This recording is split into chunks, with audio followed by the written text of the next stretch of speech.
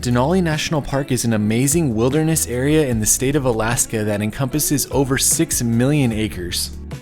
The park basically surrounds the central mountain of Denali, which is the tallest mountain in North America.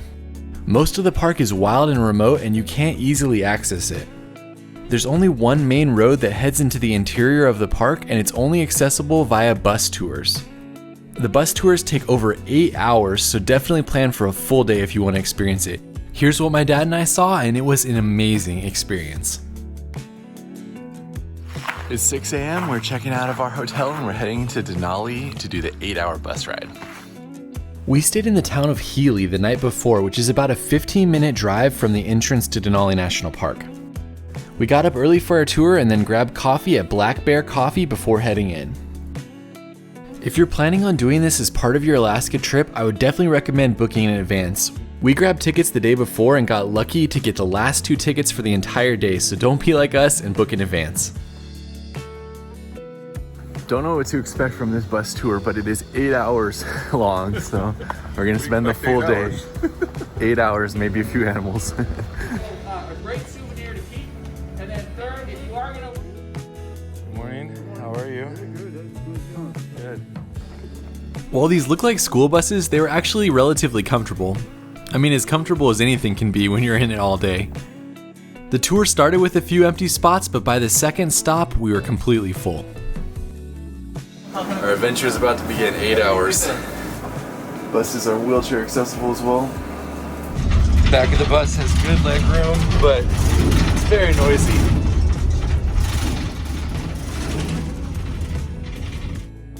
There are a few different types of buses you can take to get into the park. The green bus is basically just a transit bus that takes you all the way out to mile 66 in the visitor center at the end. That's what most of the other buses do as well, but some of them have narrated tours and they give you snacks and things like that. So if you're interested in something that provides food, you can go with one of those, but we really enjoyed our green bus tour and definitely didn't feel like we missed out on anything. The first 15 miles of the tour is anticlimactic, as this is the part that private vehicles can drive, and my dad and I drove it the day before. Once you pass the Savage River trailhead, the entire rest of the drive is only accessible by these tour buses. The next 15 miles provided an introduction to the beautiful landscape with sparse foliage and some rivers that you crossed. We didn't stop as there was no wildlife to see on this section. Made it to mile 30, which means we are halfway. No animals yet. The bus stops twice on the way out for rest stops at bathrooms where you can get out and look around. This one's at mile 30 and then the second one's at mile 53. It was nice to get out and stretch our legs and take some photos, but believe me when I say that this drive just keeps getting better and better as you go further back.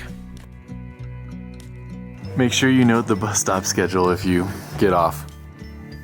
These buses are technically hop on and hop off, so if you wanted to stay longer at a certain area, then you can get off the bus. Our driver told us that because they're pretty packed though, it can be a few hours and a few different buses that you have to wait in order to find a spot. They recommend you go all the way to the end, and then if there's a spot you want to spend more time at, you can get off on the way back. It stops at the same 2 rest stops on the way back. During this section, we had our first wildlife viewing experience, a bear. The bear was just walking down the center of the road, so all the buses approached them very slowly. He definitely didn't care that we were there at all, and he walked down the center of the road for probably 10 minutes. What's funny is that they call it wildlife sharing, where each bus takes a turn getting close to the animal so that the people on that bus can take photos. As we said goodbye to the bear, we headed over the Sable Pass and started to get great views of the Alaskan Range. The road is basically 1.5 lanes the entire way, so we have to pull over in order to let other buses pass. I honestly expected the area to be a lot more forested, but you had amazing views pretty much the entire drive. During this section, we saw a lone caribou and a lone moose.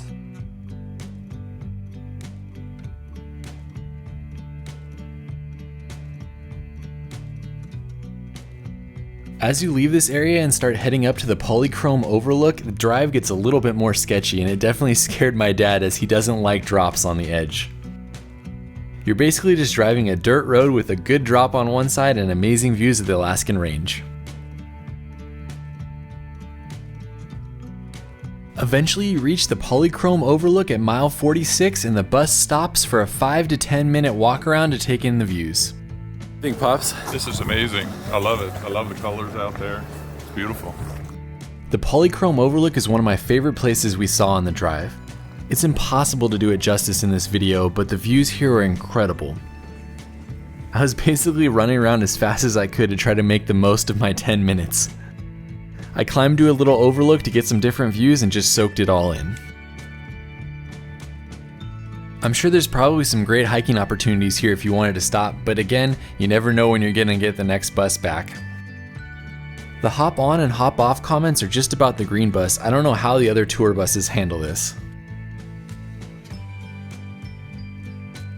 Quick stop at the Polychrome Overlook. Now we're getting back on the bus. As we left, we saw some sheep walking on the hillside. And then as we came around the other side of the hill, we got some great views of them walking out on the ledge. My dad and I talked to a lot of people who had done this trip during our time in Alaska, and most people talked about how good the wildlife was. Obviously, you never know what you're going to get, but it seems like you usually get a pretty good experience. Almost immediately after we left the sheep, we were greeted with our first view of Denali. We were blown away and so excited, but just wait, the footage is about to get a lot better. Coming down the hill to mile 53 in the second rest stop, the whole bus was really excited with anticipation about potentially seeing a great view of Denali after the stop. This is our second rest stop for a bathroom break and a couple photos. I'm not gonna try to pronounce it. There's even a small shop here, and there's some animal horns that you can take pictures with.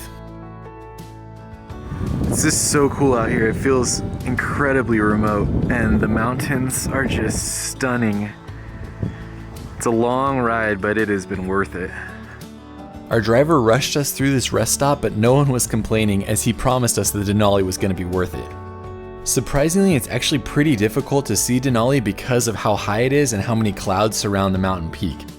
Just the chance that we might be able to get a good shot of it was enough for everybody to go fast and get back on the bus. This section, as you head up towards Stony Hill Overlook at mile 62 and then down to the visitor center at mile 66, is easily the best of the entire trip. Oh my gosh! Denali! Incredible!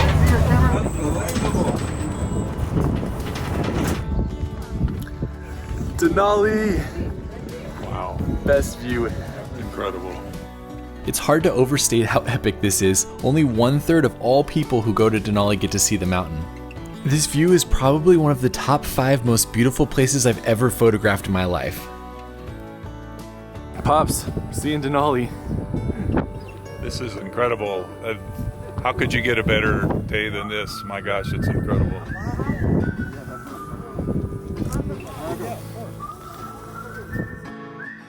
I don't think the bus normally stops to get out here, but our driver let us get out since the view was so good that day.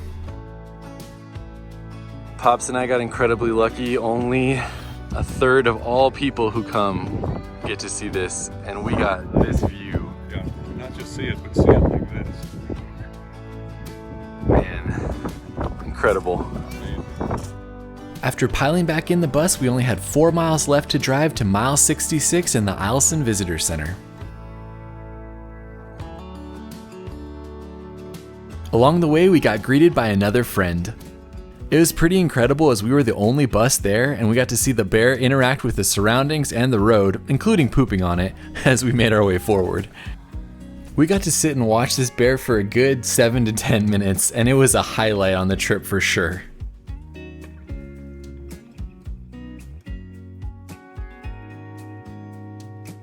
Just check out how remote the landscape is in this last shot and the sense of scale with the bear in it.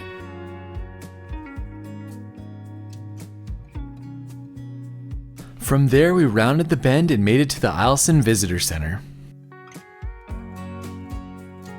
What do you think, Pops? Oh man, it's crazy. Even with a little bit of clouds, it's still incredibly beautiful. Yeah, you're complaining about this view, a little bit of clouds. Look at where our clouds at. I've never seen a valley like this anywhere. It's amazing.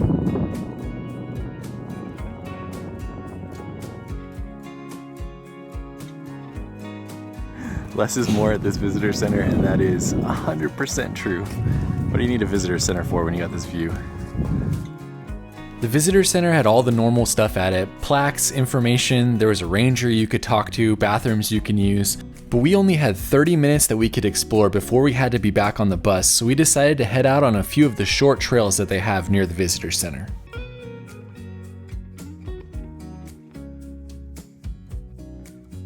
Tundra Trail Loop, Pops and I are heading out on. Tundra Trail, quarter of a mile. If I came out here again, I'd find a way to spend more time here. Pops is heading off to hike Denali. Here he goes, on his way to Denali. The trail was just a short little path that took you to a few different viewpoints, but I mean, look at the area. What do you want? It is worth it. This Definitely is worth it. When we were looking from back here from Anchorage and elsewhere, there were clouds everywhere. We didn't know whether we should do it, but I'm glad we jumped in and did it because we get this incredible view. This is probably one of the best views I've ever seen in a national park, if not the best view I've ever seen. In the 15 minutes it took us to get here, Denali was already getting clouds again, so you can see how quickly the clouds roll in and change your view. Here's just some more shots looking out over this stunning landscape.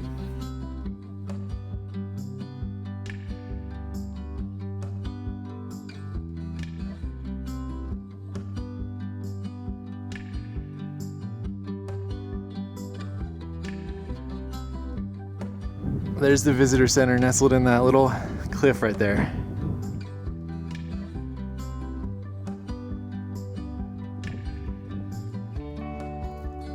So you can stay here as long as you like, but there's no guaranteed bus back for at least a few hours if you don't leave now. So we have 30 minutes to explore, but unfortunately we got to get back on the bus for 3.5 hours back.